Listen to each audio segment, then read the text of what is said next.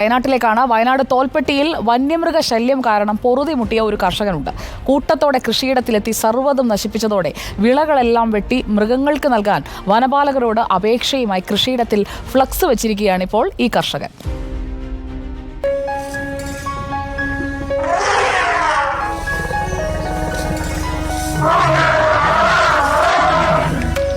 വയനാട് തോൽപ്പെട്ടിയിലാണ് പ്രധാന പാതയ്ക്കരികിലായി യാത്രക്കിടെ ഒരു ഫ്ലെക്സ് ബോർഡ് കണ്ടത്. എന്താ സംഭവം? എന്താ? വനപാലകരോടുള്ള അപേക്ഷയാണ് ഫ്ലെക്സിൽ. വനം വന്യജീവി പാലകരുടെ ശ്രദ്ധയിലേക്ക്. ഇതെന്താ സംഭവം എന്ന് നോക്കാം നമുക്ക്. ഫ്ലെക്സിൽ നിന്ന് ലഭിച്ച നമ്പറിൽ ഒന്ന് വിളിച്ചു നോക്കാമെന്ന് കരുതി.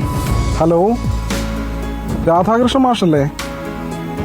മാഷ റിപ്പോർട്ടർ ചാനലിൽ നിന്നാണ് വിളിക്കുന്നത്. നമ്മളിങ്ങനെ ഈ പോകുന്ന വഴിയിലൊരു ഫ്ലെക്സ് കണ്ടു, അപ്പോൾ അതാ മാഷിനെ വിളിച്ചത്. എന്താ സംഭവം? എന്താ അത്? നമുക്കൊന്ന് വന്നാൽ മാഷിനെ ഒന്ന് കാണാൻ പറ്റുമോ? ഓക്കെ, ശരി. അതാ വന്നു, ഇവിടെ അടുത്ത് തന്നെ ഉണ്ട്.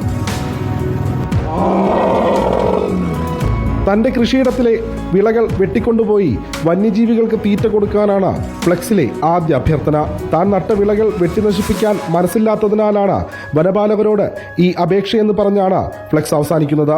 റിട്ടയർഡ് സ്കൂൾ അധ്യാപകനായ രാധാകൃഷ്ണൻ മാസ്റ്റർക്ക് കൃഷിയാണ് ഏക ആശ്രയവും പ്രിയവും.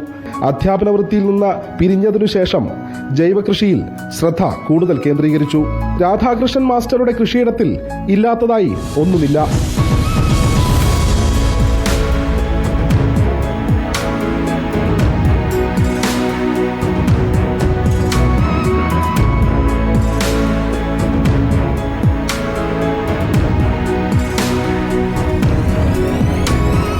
എന്നാൽ വന്യജീവികൾ വിളകൾ നശിപ്പിക്കുന്നത് മുൻപൊന്നുമില്ലാത്ത വിധം രൂക്ഷമായതിനെ തുടർന്നാണ് അധികൃതരോട് ഇങ്ങനെയൊരു സമീപനത്തിൽ എത്തിയത്.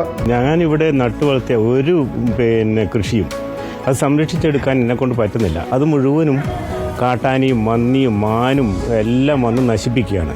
അപ്പോൾ അത് സ്വന്തമായി ഞാൻ നട്ടുവളർത്തിയതിന് എൻ്റെ കൈകൊണ്ട് അത് വെട്ടിയെടുപ്പിക്കാൻ പറ്റില്ല. അതുകൊണ്ട് അവരോടൊരു നിർദ്ദേശം വെച്ചതാണ്, നിങ്ങൾ തന്നെ വന്നിട്ട് എൻ്റെ കൃഷിയിടത്തിലുള്ള ഈ വന്യമൃഗങ്ങൾക്ക് തിന്നാൻ പറ്റുന്ന എല്ലാ സാധനവും വെട്ടിക്കൊണ്ടുപോയി അവരെ തീറ്റ കൊടുക്കാൻ വേണ്ടി ഒരു അപേക്ഷ, അത്രയേ ഉള്ളൂ.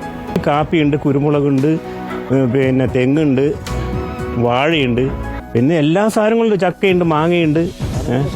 ആനകളുടെ ശല്യം അതിരൂക്ഷമാണ്. അതിരൂക്ഷം എന്ന് വെച്ചാൽ അതിരൂക്ഷമാണ്.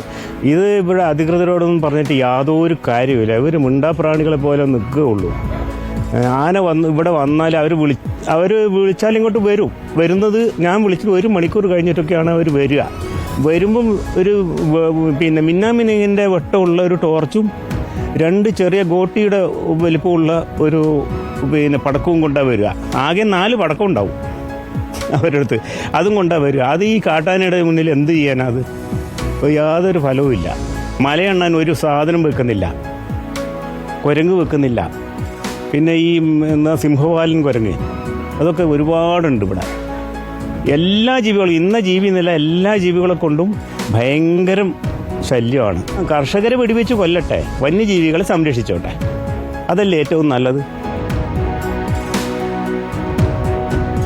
സ്വപ്നങ്ങളും പ്രതീക്ഷകളുമായി മണ്ണിൽ വിളവിറക്കുന്ന കർഷകരുടെ വയനാട്ടിലെ അവസ്ഥയാണിത്.